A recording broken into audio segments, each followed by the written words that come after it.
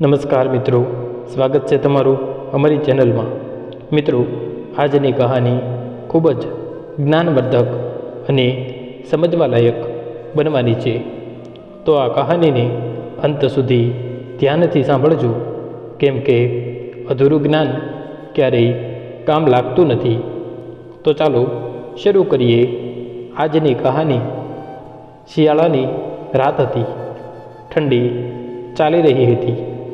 બિચારી 75 વર્ષની ઘરડી માજીએ કડકડતી ઠંડીથી બચવા માટે પોતાની સાડીના પલ્લુથી પોતાની જાતને ઢાંકવાની નાકામ કોશિશ કરતી હતી, પરંતુ પ્રકૃતિની માર તો બધા માટે એક સમાન હોય છે। એ મોટા, ઘરડા કે યુવાન નથી જોતી। એટલા માટે મમતાજીના વૃદ્ધ હાડકાં એ કડકડતી ઠંડીને સહન નહોતા કરી શકતી અને એ ઠંડીને કારણે થરથર કાંપી રહ્યા હતા। એના દાંત કડકડ કરતા હતા। ત્યારે રાતના લગભગ 9 વાગ્યે ચરણદાસ મહેતા પાનની દુકાન બંધ કરીને ઘરે જવા માટે જેવા જ બહાર નીકળ્યા, એની નજર મમતાજી પર પડી। એ ઠંડીથી કાંપી રહી હતી અને એના દાંતના કડકડ કરવાનો અવાજ અને હાંફવાનો અવાજ એના કાનમાં સંભળાયો। એણે એની પાસે જઈને જોયું તો એ હેમખેમ રહી ગયા। એણે શરૂમાં તો એણે ના ઓળખ્યા, પણ જેવી જ મમતાજી સાથે વાતચીત કરી, ધીરે ધીરે વાતચીતના કારણે એને ખબર પડી કે એ કોઈ બીજું નહીં પરંતુ પોતાના કોલેજની સૌથી સુંદર અને ટોપર રહેલી મમતા છે, જેની પર હજારો છોકરાઓ પોતાનો જીવ આપતા હતા, પરંતુ મમતાજી એને ઘાસ પણ નહોતી નાખતી। એક સમય ચરણદાસ અને મમતાજીનો પણ હતો, પરંતુ મમતાજીએ પોતાના ભણતરને સૌથી ઉપર રાખ્યું અને બધાને પાછળ છોડીને પોતાના મા બાપની ઇજ્જતને જાળવી રાખી। એ બધું દ્રશ્ય એક સેકન્ડની અંદર ચરણદાસજીની આંખોની સામે આવી ગયું। પછી એણે મમતાજીને કહ્યું, મમતાજી, તમે અહીંયા એટલી રાત્રે, એ પણ ઠંડીમાં સ્વેટર શોલ વગર શું કરો છો? કોની રાહ જોઈ રહ્યા છો? શું તને રસ્તો ભૂલી ગયા છો કે પછી કોઈની સાથે આવ્યા છો? મમતાજી પોતાની સાડીનો પલ્લું ઓઢીને ગંભીર થઈને ડરીને ઈચ્છતો પણ કંઈ નહોતી બોલી શકતી। ખાલી એની આંખોથી ઝરઝર આંસુ વહી રહ્યા હતા। એ કંઈ બોલવા ગઈ તો એના હોઠ કાંપવા લાગ્યા। ચરણદાસજી સમજી ગયા કે મમતાજીને કોઈ ભારે આઘાત લાગ્યો છે, એટલા માટે એણે પોતાનું સ્વેટર કાઢ્યું અને એને પહેરવા માટે આપી દીધું। મમતાજીએ એનો વિરોધ કર્યો, પરંતુ ચરણદાસજી દ્વારા મનાવવા પર માની ગઈ।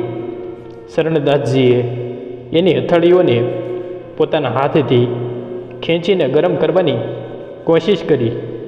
ત્યારે થોડીવાર પછી મમતાજી બોલી, ભાઈ સાહેબ, તમે હવે રહેવા દો, મને સારું છે। જ્યારે પોતાના જ પારકા થઈ ગયા તો કોની પાસે ઉમ્મીદ રાખું? ચરણદાસજી મમતાજીની તરફ આશ્ચર્યચકિત થઈને જોવા લાગ્યા। એણે એ સમયે તો કંઈ ના કહ્યું અને એનો હાથ છોડીને દુકાનની આસપાસ પડેલા કાગળ અને લાકડાને પકડીને ભેગા કરીને આગ લગાવી અને મમતાજીને હાથ સેકવા માટે કહ્યું। મમતાજીએ થોડીવાર માટે પોતાના હાથ સેક્યા।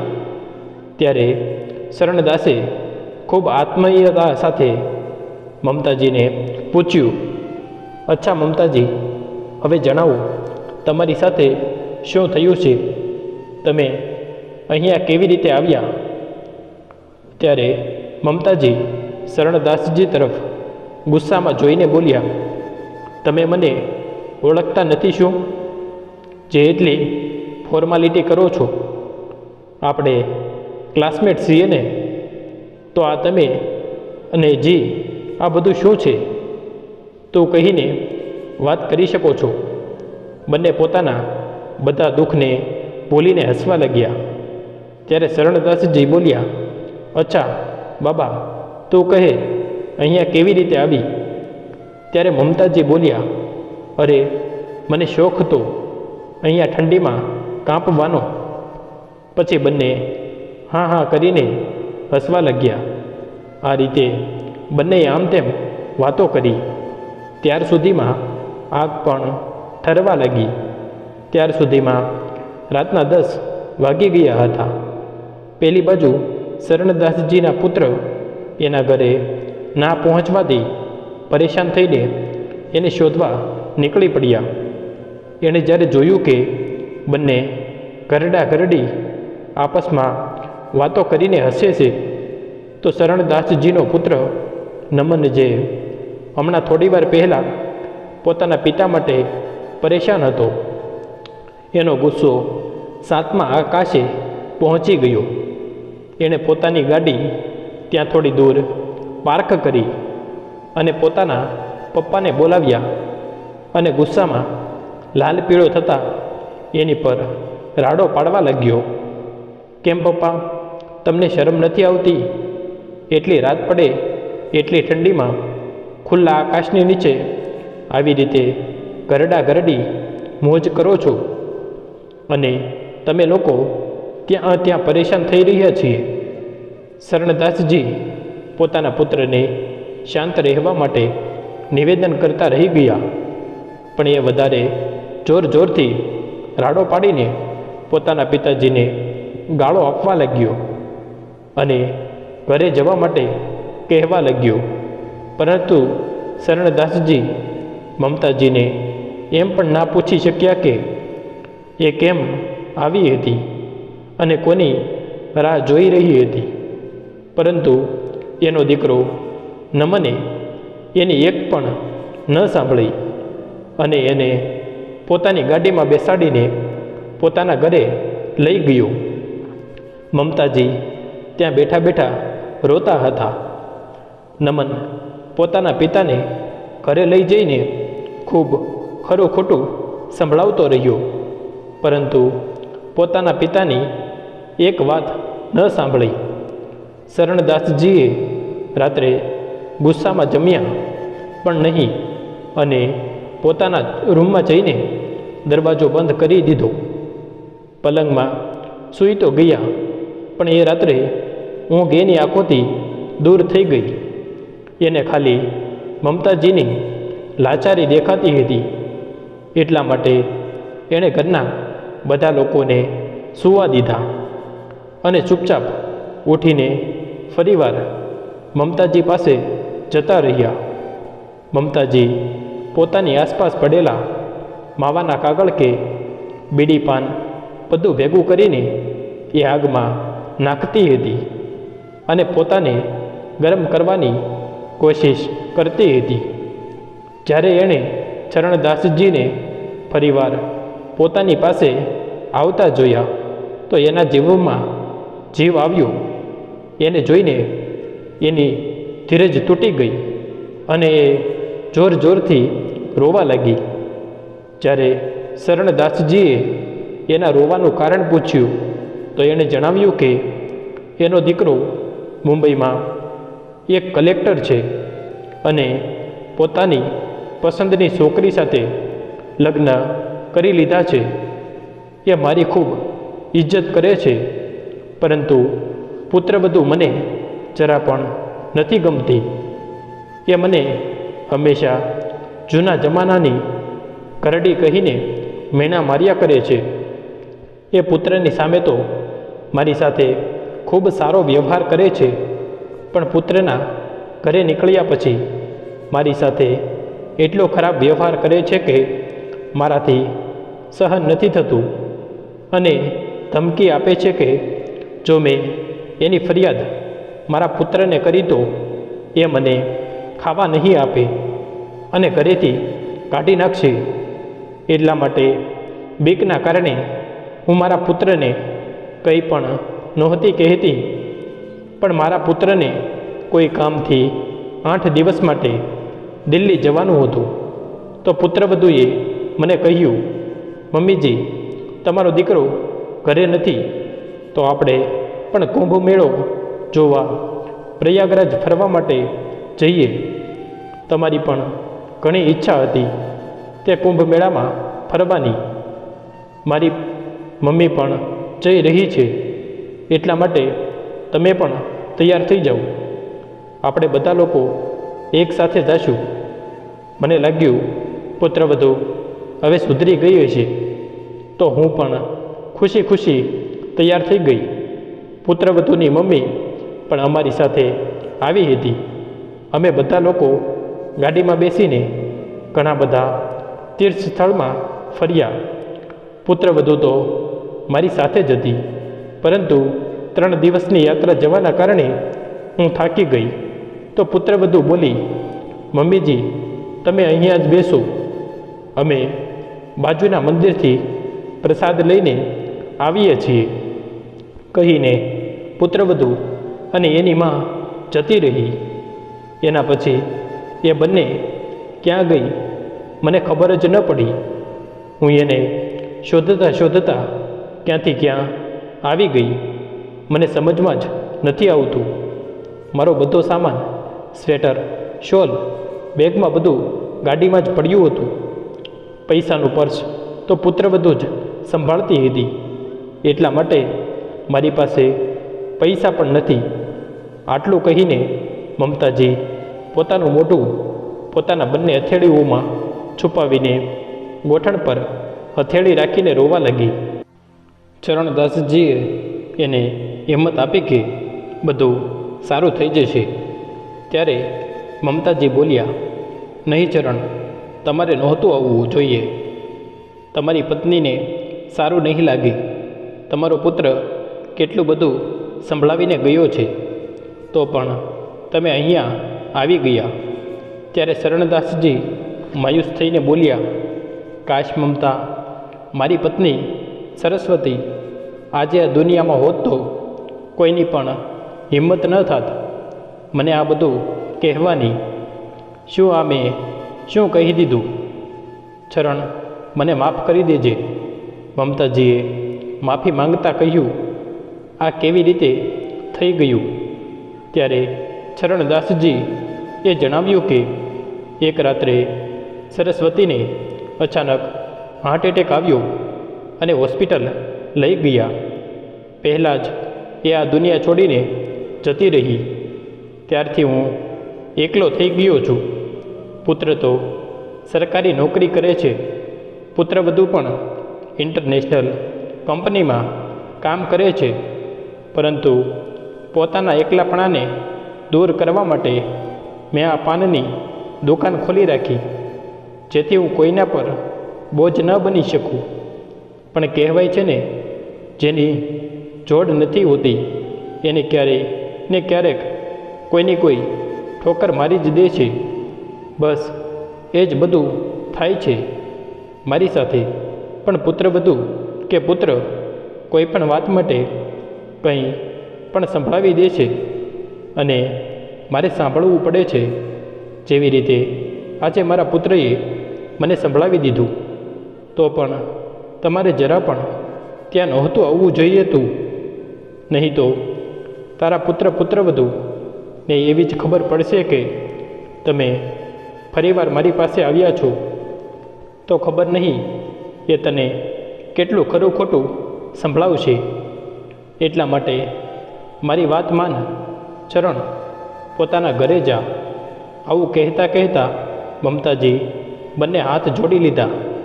ત્યારે શરણદાસજીએ એના બંને હાથને પકડ્યા અને કહ્યું, મમતા, તું આવી રીતે મારી સામે હાથ ન જોડ. મારા પુત્રવધુ જો મને ઘરેથી કાઢી પણ મૂકશે તો હું એની માટે પણ તૈયાર છું. કહીને ચરણદાસજીએ મમતાજીને હિંમત આપી. મમતાજીએ ફરીવાર કંઈ ન કહ્યું અને બંને એ દિવસોની યાદમાં ખોવાઈ ગયા જ્યારે એ બંને કોલેજ જતા. અને એક સમય તો એવો પણ આવ્યો હતો જે શરણદાસજીએ મમતાજીને પોતાના મનની વાત પણ કહી દીધી કે એને પસંદ કરવા લાગ્યા છે. તો મમતાજીએ એનો કેટલો વિરોધ કર્યો હતો અને એ એકબીજાના વિરોધી પણ બની ગયા હતા. પણ વાહ રે કિસ્મત, મળવાનું હતું તો આ ઉંમરમાં. બંનેએ દિવસોની વાતને યાદ કરીને હજી એકબીજાની માફી માંગતા તો ક્યારેક એકબીજાને મેણા મારતા. આ રીતે રાતનું કાળું અંધારું પૂરું થવા લાગ્યું અને સવારનું અંજવાળું પ્રવેશ કરવા લાગ્યું. પણ મમતાજી અને શરણદાસજીના જીવનમાં એ દિવસની સવાર દુઃખરૂપી થવાની હતી અને એની સવાર કષ્ટરૂપી હથિયાર ભરેલી થવાની હતી. જેવી જ સવાર થઈ, ચરણદાસજીના પુત્રવધૂએ જોયું કે ઘરે એના પપ્પા નથી. તો એને લાગ્યું કે આંટો મારવા માટે ગયા હશે. પણ જ્યારે બંને પુત્રવધૂનો ડ્યુટી પર જવાનો સમય થઈ ગયો તો પણ જ્યારે શરણદાસજી ન આવ્યા તો એણે ઘરની ચાવી પાડોશીને આપી દીધી અને પોતાના કામ પર જતા રહ્યા. પણ શરણદાસજી એ દિવસે દુકાન પણ ના ખોલી અને ઘરે પણ ન આવ્યા. જ્યારે પુત્રવધૂ ઘરે આવી ત્યારે જોયું કે પપ્પાજી ઘરે ન આવી. ત્યારે એનો પુત્ર પણ ઘરે આવી ગયો. તો પણ ચરણદાસજી ઘરે ના પહોંચ્યા. પણ જેવી જ રાત થઈ ગઈ, ચરણદાસજી મમતાજીને લઈને પોતાની ઘરે પહોંચી ગયા. શરણદાસજી સાથે ગરડીને જોઈને નમનનો ગુસ્સો તો સાતમા આકાશે પહોંચી ગયો. એ ગુસ્સાના કારણે પોતાના પપ્પાને ખૂબ ખરું ખોટું સંભળાવવા લાગ્યો. કેમ કે ગરડા, રાતે પ્રેમથી સમજાવ્યું તો પણ તને વાત સમજમાં ન આવી. તે ઉંમર જોઈશે પોતાની પોત્ર પોત્રીને ખવડાવવાની ઉંમરમાં તો આ કરડી સાથે મજા માણશો. પોતાની ઇજ્જતની પરવાહ નથી તને. નથી પણ અમારી ઇજ્જત પણ વેચી નાખવામાં લાગ્યો છે. ચલ નીકળ, જા અત્યારે ને અત્યારે મારા ઘરેથી. આ ગરડીને લઈને બાળકોને મા બાપ સમજાવે છે કે બાળકો મા બાપને ના સમજાવે. શરમ વગરના કરડા કહીને નમને ચરણદાસજીને મારવા માટે જેવો જ હાથ ઉઠાવ્યો, મમતાજીએ પૂરા જોશ સાથે આગળ આવીને એનો હાથ રોકી લીધો અને કહ્યું, અરે આ તો શું કરવા જઈ રહ્યો છે બેટા? માતા પિતા ભગવાન સમાન હોય છે અને તું એ જ ભગવાન પર હાથ ઉઠાવે છે. શું તને આ જ સંસ્કાર મળ્યા છે? એમ તો આ તારા પરિવાર વચ્ચેની વાત છે, પણ આ વાત કારણ વગરની આગળ વધતી જાય છે. એટલા માટે મારે વચ્ચે આવવું પડ્યું. બેટા, એક વખત તું પોતાના પિતાની વાત તો સાંભળી લે. પુસ્તકોમાં તો તે એકથી વધારે એક સારી વાતો વાંચી હશે, પણ એને ખાલી વાંચવી જ ના જોઈએ, પોતાના જીવનમાં ઉતારવી પણ જોઈએ. ત્યારે એ ભણતરનું કંઈક મહત્ત્વ બને છે. નહીં તો આવા ભણતરનો કોઈ મહત્ત્વ હોતો સમજ્યો? મમતાજીની વાત સાંભળીને પુત્રવધૂ તો હજી સુધી ચૂપ હતી. એ પણ ભડકી ઉઠી અને બોલી, અચ્છા, તમે અમને તો માન સન્માન અને જ્ઞાનનો પાઠ શીખવાડો છો, પણ શું તમે નથી ભણ્યા? પુસ્તકમાં કે જે ઉંમરમાં ભગવાનના ભજન કરવા જોઈએ એ ઉંમરમાં નવા ઉંમરના છોકરા છોકરીની જેમ મજા માણો છો, તો તમારા લોકો માટે કોઈ મર્યાદા નથી? ત્યારે મમતાજી કંઈક બોલવા જતી હતી ત્યાં નમને કહ્યું, તમે બંને અત્યારે ને અત્યારે મારા ઘરેથી નીકળી જાઓ. હું તમને બંને ના મોઢાથી એક શબ્દ પણ સાંભળવા નથી માંગતી. અને જબરજસ્તી પોતાના પિતા અને મમતાજીને પોતાના ઘરેથી બહાર કાઢી મૂક્યા. રાતના અંધારામાં ક્યાં જાય એને કંઈ સમજમાં નહોતું આવતું. ચરણદાસજી ઇજ્જતદાર માણસ હતા, એટલા માટે એણે પોતાના આજુબાજુના લોકો પાસેથી પણ મદદ ન માંગી. મમતાજી વારે વારે એને કહેવા લાગી કે મારા કારણે તું પરેશાન ન થા, તું તો પોતાના ઘરમાં શાંતિથી રહે. મારા નસીબમાં જે થવાનું છે એ હું જોઈ લઈશ. પણ જો મમતાજીને આવી વાતમાં એકલા છોડીને પોતાના ઘરમાં ચરણદાસજી આરામ કરે તો એની આત્મસન્માનને ઠેસ પહોંચે. પછી કદાચ એ જીવનભર પોતાની જાત સાથે નજર ના મેળવી શકત. એટલા માટે સુખ હોય કે દુઃખ નીકળી પડ્યા. એક બેસહારા અબાલા નારીની મદદ કરવા એની સાથે. એણે પોતાના સુખ દુઃખ વિશે એકવાર પણ ન વિચાર્યું અને ધીરે ધીરે ચાલતા ચાલતા બસ સ્ટેન્ડ સુધી પહોંચી ગયા. હવે રાતમાં ક્યાં જાય એને પણ સમજમાં નહોતું આવતું. ત્યારે એક રિક્ષાવાળો એટલી ઠંડીમાં રાતમાં પરસેવો પાડીને પોતાની રિક્ષાને ધક્કો મારીને ખેંચીને ભારી સામાન ખેંચી રહ્યો હતો. એણે ચરણદાસજીને જોયા અને રોતા રોતા એના પગ પકડ્યા અને એને જણાવ્યું કે એની પત્નીની તબિયત ખૂબ જ સિરિયસ છે. કંપનીનો માલિક પહેલાં સામાન પહોંચાડવા માટે કહે છે. એ ત્યારે જ પૈસા આપશે જ્યારે સામાન પહોંચાડું, અને જો પૈસા ન મળ્યા તો એની પત્નીનો જીવ પણ જઈ શકે છે. ત્યારે ચરણદાસજીને એની પર દયા આવી ગઈ. એણે એની રિક્ષાને પાછળથી ધક્કો માર્યો. મમતાજી પણ એની સાથે ચાલતી રહી અને એ રિક્ષાવાળો જલ્દીથી જલ્દી રિક્ષા ચલાવીને ફેક્ટરી સુધી લઈ ગયો. ત્યાં સામાન ઉતારીને ફેક્ટરીના માલિક પાસે પૈસા માંગવા ગયો તો ત્યાંના ગાર્ડે જણાવ્યું કે તમે મોડા પડ્યા છો, એટલા માટે માલિક તો જતા રહ્યા છે. હવે એ રિક્ષાવાળો ખૂબ જ પરેશાન થઈ ગયો અને ચરણદાસજીને કહ્યું, માલિક, આ રિક્ષાને તમે 500માં રાખી લ્યો, મારે પૈસાની ખૂબ જ જરૂર છે.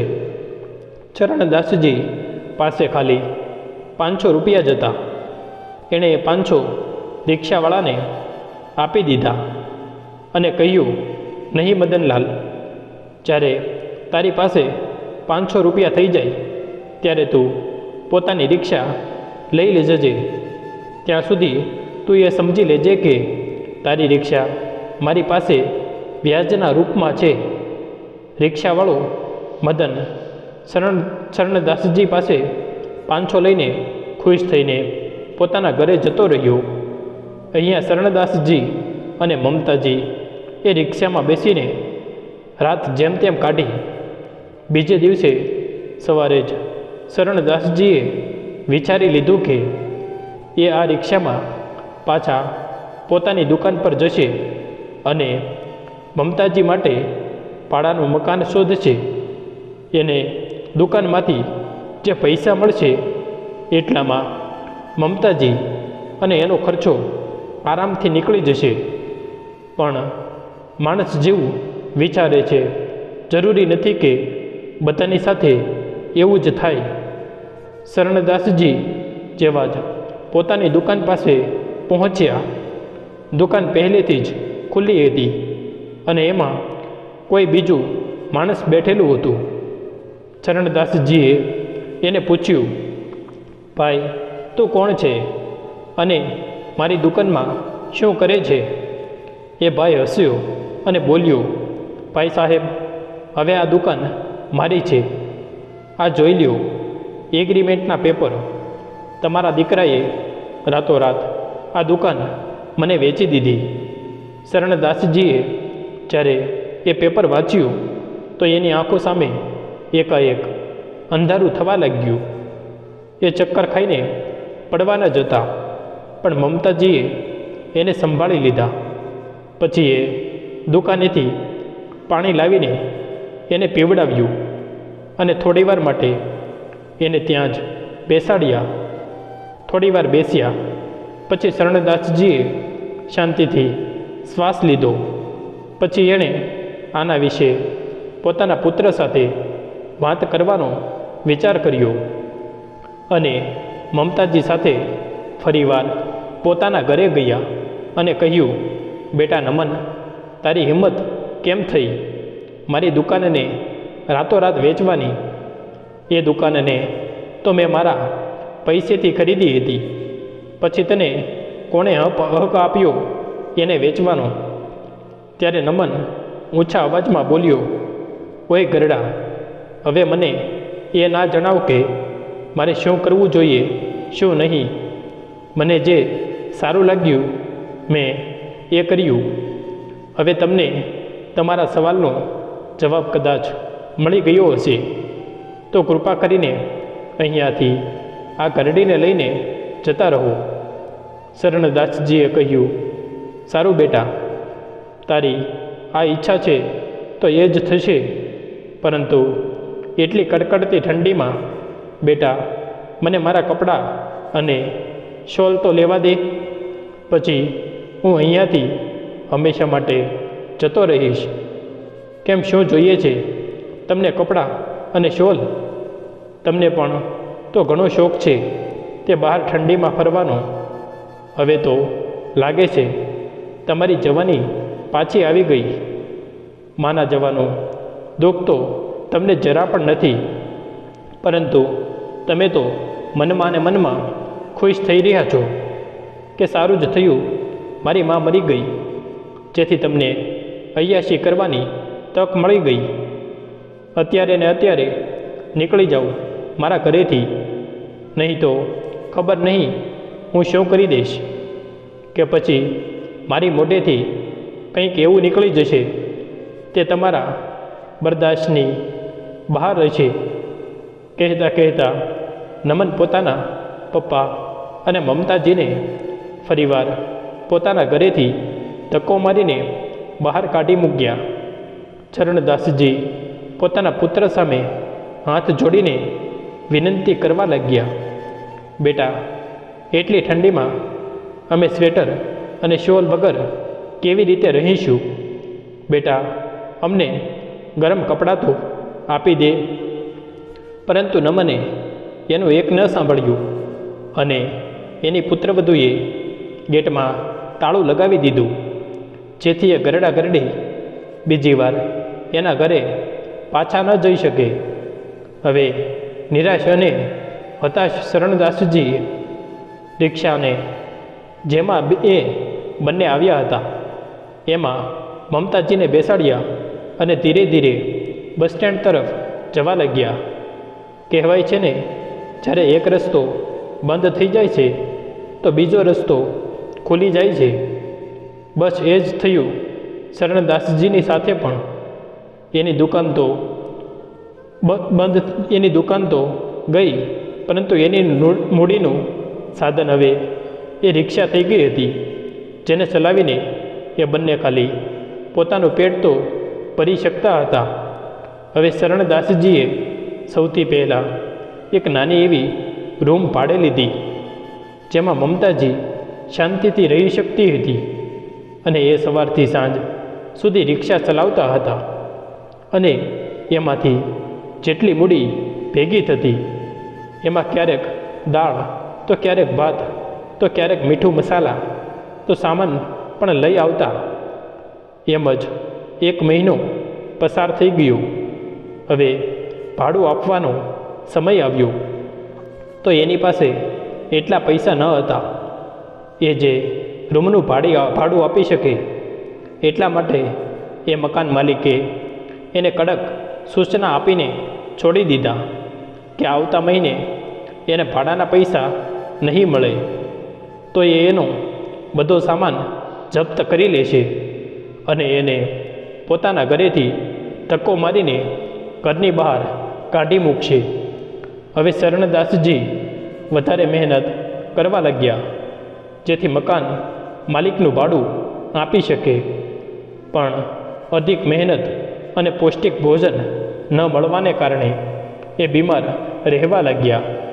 એ બધી વાતની જવાબદાર મમતાજી પોતાને માનીને દુઃખી થતી રહેતી અને એક સમય એવો આવ્યો કે એની પાસે ભાડાના પૈસા જમા ન થઈ શક્યા. મકાન માલિકે એને ધક્કો મારીને પોતાની ઘરેથી બહાર કાઢી નાખ્યા. હવે તો શરણદાસજી અને મમતાજી બંનેની હાલત ખૂબ જ ખરાબ હતી. તો પણ એણે સમયથી લડવાનું શરૂ રાખ્યું. શરણદાસજી હવે રિક્ષા નહોતા ચલાવી શકતા, એટલા માટે એણે રિક્ષાને ચલાવવા માટે એક છોકરાને ભાડે આપી દીધી. રિક્ષાવાળા છોકરાએ 2-4 દિવસ સુધી તો રિક્ષાનું ભાડું લાવીને આપ્યું. પછી ક્યાં ખોવાઈ ગયો ખબર જ ન પડી. પછી શરણદાસજીએ વિચાર્યું રિક્ષા બનાવવા વાળી દુકાનમાં કામ કરે. એણે એક દુકાનમાં હાથ જોડીને વિનંતી કરી તો એ દુકાનદાર માની ગયો, કેમ કે એની પાસેના બધા વર્કર્સ રજા પર ગયા હતા અને એને વર્કર્સની જરૂર હતી. એટલા માટે એણે શરણદાસજીને કામ પર રાખી લીધા. હવે તો માનો શરણદાસજીના હાથ પગમાં મશીન જ લાગી ગયું હતું. એ ખૂબ જ જોશ સાથે ત્યાં કામ કરવા લાગ્યા હતા, કેમ કે એ માલિકને નિરાશ નહોતા કરવા માંગતા. હવે શરણદાસજીના રહેવાથી એ દુકાનની તરક્કી દિવસે ને રાતે 2-4 ગણી વધવા લાગી. એ દુકાનનો માલિક પણ ખૂબ સારો હતો. એટલા માટે એણે મમતાજી અને શરણદાસજીને પોતાના નોકરોના રૂપમાં રહેવા માટે જગ્યા આપી.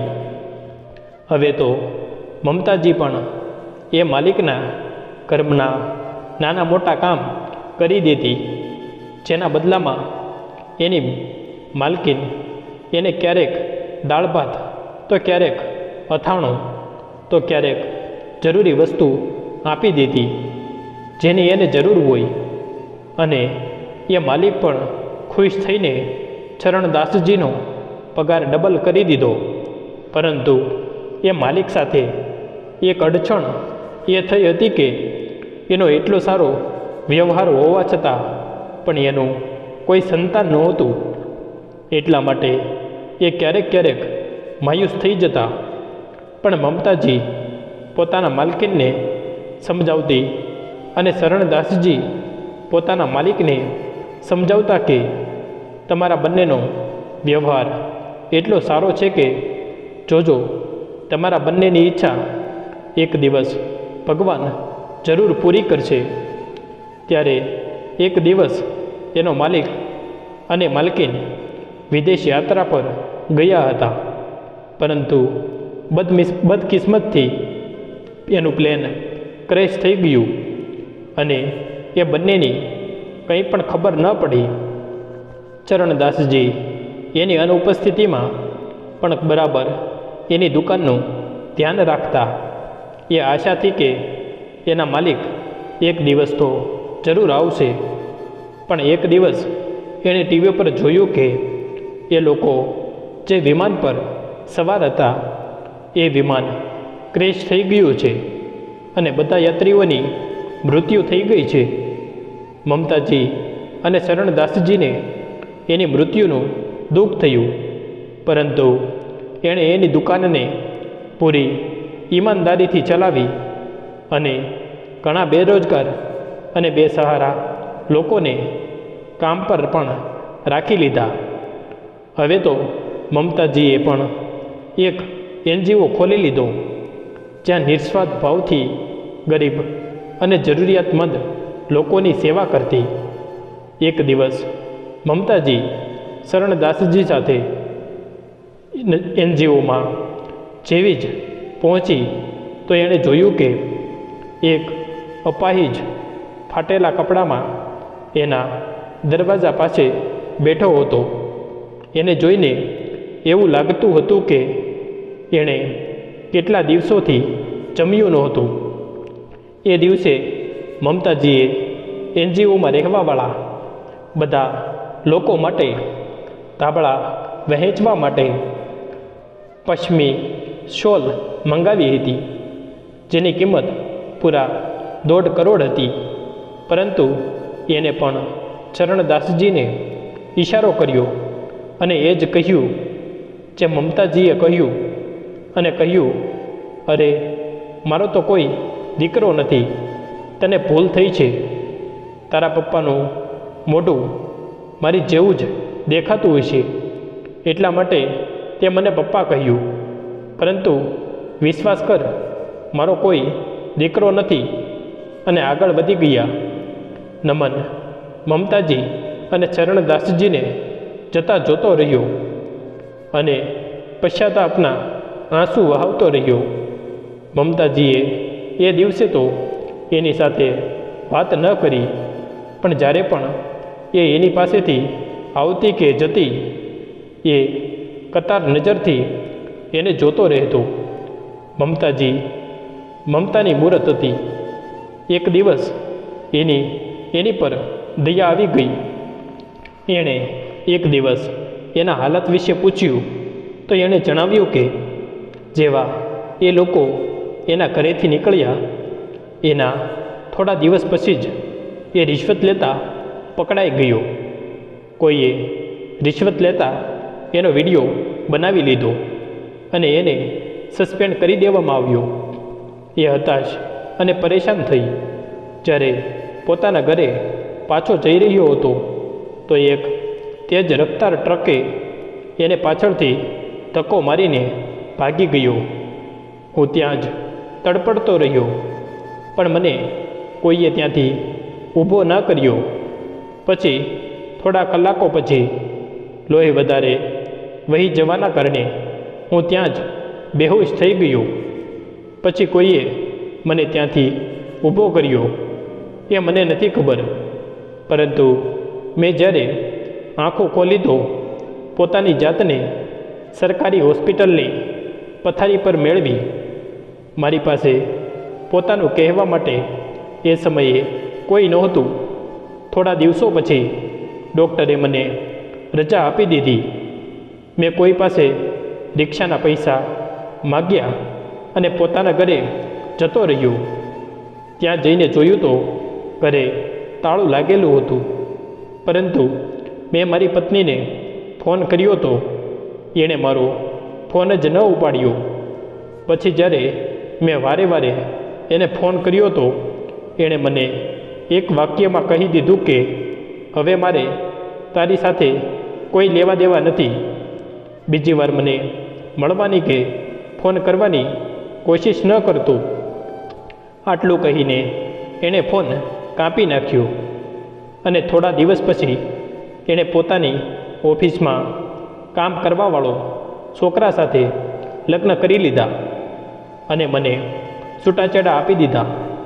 ત્યારથી મારી જિંદગી વિરાન થઈ ગઈ છે અને હું મારા કર્યાની સજા ભોગવી રહ્યો છું. મેં મારા દેવતા સમાન પિતાનું અપમાન કર્યું. મેં તમારા અને પપ્પાના સંબંધને કલંકિત કર્યો. જ્યારે મને પછી ખબર પડી કે પપ્પા તો ખાલી એક બેસહારા અબાળા સ્ત્રીની મદદ કરી રહ્યા હતા અને મૂર્ખ ખબર નહીં એ નિર્દોષ પર શું આરોપો લગાવી દીધા. મહેરબાની કરીને આંટીજી મને માફ કરી દો. આટલું કહીને નમન મમતાજી પાસે માફી માંગવા લાગ્યું. ત્યારે મમતાજી બોલ્યા, બેટા, તું મારાથી વધારે ગુનેગાર પોતાના પપ્પાનો છે.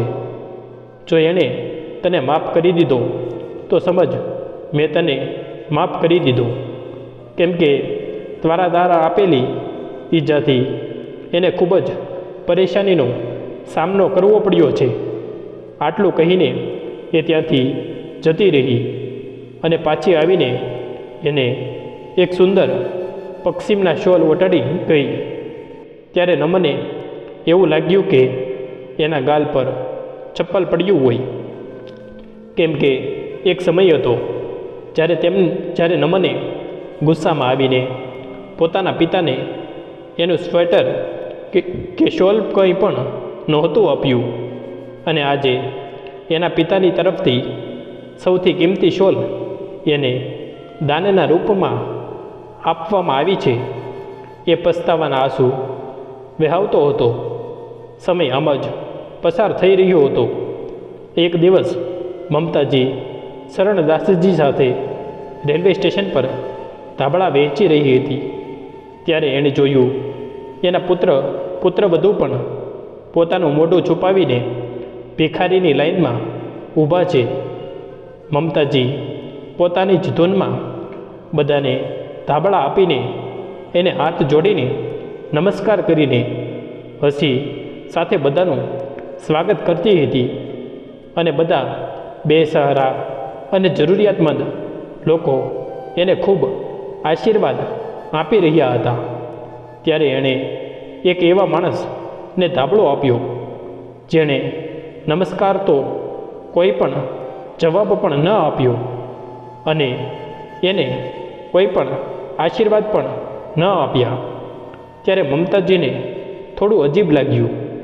એણે જોયું કે આ સ્ત્રી કોણ છે જેણે નમસ્કાર પણ ના કર્યું અને આશીર્વાદ પણ ન આપ્યા. ત્યારે એને સમજમાં આવ્યું કે ફાટેલા મેલા કપડામાં વિખારાયેલા વાળની સાથે એની પુત્રવધુ અને પોતાના ઘૂંઘટની અંદરથી જોઈ રહી હતી. બધા લોકો એને પાગલ પાગલ કહીને પથ્થરથી મારતા હતા, પણ આજે એ શાંત થઈ ગઈ હતી અને એણે ચૂપચાપ મમતાજી પાસેથી ધાબળો લઈ લીધો અને એક ખૂણામાં જઈને બેસી ગઈ. એની પાછળ એનો પુત્ર પણ એ જ હાલતમાં હતો. એ પણ પાગલની જેમ હતો. એણે પણ ફાટેલા સ્કાર્ફથી પોતાનું મોઢું ઢાંકી દીધું હતું. એ પણ મમતાજીને જોઈ રહ્યો હતો. પોતાના પુત્રવધુની આવી હાલત જોઈને મમતાજીની આંખોમાં આંસુ આવી ગયા, પરંતુ એણે એ સમયે કંઈ ના કહ્યું અને આગળ વધી ગઈ. જ્યારે બધા ભિખારી અને જરૂરિયાતમંદ લોકોને ધાબળા વહેંચી દીધા પછી મમતાજી પોતાના પુત્રવધુને શોધવા લાગી, પરંતુ એ બંને ક્યાંય પણ નજર નહોતા આવતા. થાકીને મમતાજી પોતાની ગાડીમાં બેસીને પોતાના ઘરે જવા લાગી તો એણે જોયું કે એના પુત્રવધુ કચરામાં ફેંકેલી વસ્તુ શોધીને ખાતા હતા અને એની હાલત જોઈને એની પર દયા આવી ગઈ. એણે ગાડીને સાઈડમાં ઊભી રખાવી અને એની પાસે જવા લાગી તો એ બંને ઊભા થઈને દૂર ભાગવા લાગ્યા. મમતાજીએ કહ્યું, અરે રૂકો, હું તમને નહીં મારું. હું તમારી માટે કંઈક ખાવા માટે લાવી છું. આ જુઓ, મારી પાસે તમારા માટે સારી વસ્તુ છે, કહીને એને સંભાળતી રહી અને પોતાના ડ્રાઈવરને બીજી બાજુ એને પકડવા માટે મોકલ્યો. જ્યારે એણે જોયું કે બંને બાજુથી પકડાઈ જશું ત્યારે ઊભા રહી ગયા. મમતાજીએ એને પ્રેમથી એની પાસે બેસાડ્યા અને પૂછ્યું, બેટા, આ તારી આવી હાલત કેવી રીતે થઈ ગઈ? કોણે કરી તમારી આવી હાલત? ત્યારે એની પુત્રવધુ ડરીને બોલી, અમને ના મારો, અમે કંઈ નથી કર્યું, અમે કંઈ નથી કર્યું. એનો પુત્ર પણ થરથર કાંપવા લાગ્યો. એ પણ એ જ બોલતો હતો, અમે કંઈ નથી કર્યું. મમતાજી સમજી ગયા કે આને કોઈ વાતનો ભારે આઘાત લાગ્યો છે. અને પાગલખાનાને ફોન કર્યો અને જણાવ્યું કે 2 પાગલ લુખ્ખા ફરે છે. ત્યારે નર્સ અને થોડા ડૉક્ટર આવીને એને લઈને જતા રહ્યા. મમતાજીએ પાગલખાનામાં જઈને એના વિશે જાણ કરી દીધી. તો એને ખબર પડી કે એના પુત્રવધુએ એની પર આરોપ લગાવ્યો છે કે એના બાળકોને એના મા બાપે જીવથી મારી નાખ્યા, કેમ કે એ બંને પાગલ થઈ ચૂક્યા છે. મમતાજીએ પૂરી વાતની જાણ કરી તો એને ખબર પડી કે પુત્રએ એના પુત્રના લગ્ન જે છોકરી સાથે કરાવ્યા હતા એ છોકરી એના સાસુ સસરાને જરા પણ પસંદ નહોતી કરતી અને એને રોજે નશાનું ઇન્જેક્શન લગાવતી અને એને પાગલ ઘોષિત કરીને પાગલખાનામાં નખાવી દીધા અને આરોપ લગાવી દીધો કે એના બાળકોને એને જીવથી મારી દીધો. આ રીતે પોતાના પુત્રવધુના આવવાથી મમતાજીના પુત્રવધુ એક દિવસ પણ શાંતિપૂર્વક નહોતા રહી શક્યા. જે સંતાનની સુખ સુવિધા માટે એણે પોતાની માને કડકડતી ઠંડીમાં પીડાવવા માટે છોડી દીધા હતા, એ જ સંતાને આજે એની એટલી દુર્દશા કરી દીધી કે એ લોકો પોતાની જાતને પણ નથી ઓળખી શકતા. મમતાજી પોતાના પુત્રવધુની આવી દયનીય સ્થિતિ જોઈને ખૂબ જ દુઃખી થઈ. પરંતુ શરણદાસજીએ એને સમજાવ્યા કે મમતા, કહેવાય છે ને, ઇતિહાસ પોતાની જાતને રજૂ કરે છે. બસ એ જ થયું તારા અને તારા પુત્રવધુ સાથે. તો આમાં એટલું દુઃખી થવાની જરૂર નથી, પરંતુ ભગવાનને ધન્યવાદ આપ કે આપણને સારા કર્મ કરવાની હિંમત આપી. પછી મમતાજીએ પણ પોતાના મનને મજબૂત કર્યું. સાચું જ તો છે, જેવું કરશે એવું ભરશે. અને જ્યાં સુધી એનો શ્વાસ ચાલતો રહ્યો એ બંનેએ સમાજ સેવામાં ખૂબ ભાગ લીધો. એનું નામ દેશ વિદેશમાં પ્રખ્યાત થઈ ગયું. મીડિયાવાળા એની ઘરે જઈને એના ઇન્ટરવ્યૂ લેતા અને એ બંનેને જ્યારે આપસમાં પોતાનો સંબંધ પૂછતા તો એનો એક જ જવાબ હતો, માણસાઈ. તો મિત્રો, આ દુનિયામાં ઘણા પ્રકારના લોકો હોય છે. જરૂરી નથી કે એક સ્ત્રી અને એક પુરુષ એક સાથે રહે છે તો ખોટું જ છે. એના વચ્ચે માનવતા અને માણસાઈનો સંબંધ પણ હોઈ શકે ને. એવું આપણે કેમ નથી સમજી શકતા? લોકો એને ખોટી નજરથી શું કામ જોવે છે? કર્મ કરવું જ માનવનો મુખ્ય ઉદ્દેશ હોવો જોઈએ. કોઈના જીવનમાં અડચણ ઊભી કરવાનો નહીં. પરંતુ લોકો પોતાના કર્મને છોડીને બીજાની જિંદગી વિશે બોલીને પોતાનું ભવિષ્ય બરબાદ કરી લે છે. જે જેવું જ કરશે એવું ભરશે, આ હકીકત છે. પછી તમે કેટલો પણ બચવાનો ઉપાય કરી લ્યો, બચી નહીં શકો. આ વિશે તમારો શું અભિપ્રાય છે? કોમેન્ટ કરીને જરૂર જણાવજો. તો મિત્રો, તમને અમારી આજની કહાની કેવી લાગી? જો પસંદ આવી હોય તો વિડીયોને લાઈક કરી દેજો અને સગા સંબંધી સાથે શેર કરી દેજો તથા કોમેન્ટ બોક્સમાં જય શ્રી કૃષ્ણ લખી દેજો. અને ચેનલને સબસ્ક્રાઈબ ના કરી હોય તો ચેનલને અત્યારે જ સબસ્ક્રાઈબ કરી દેજો. જય શ્રી કૃષ્ણ. ધન્યવાદ.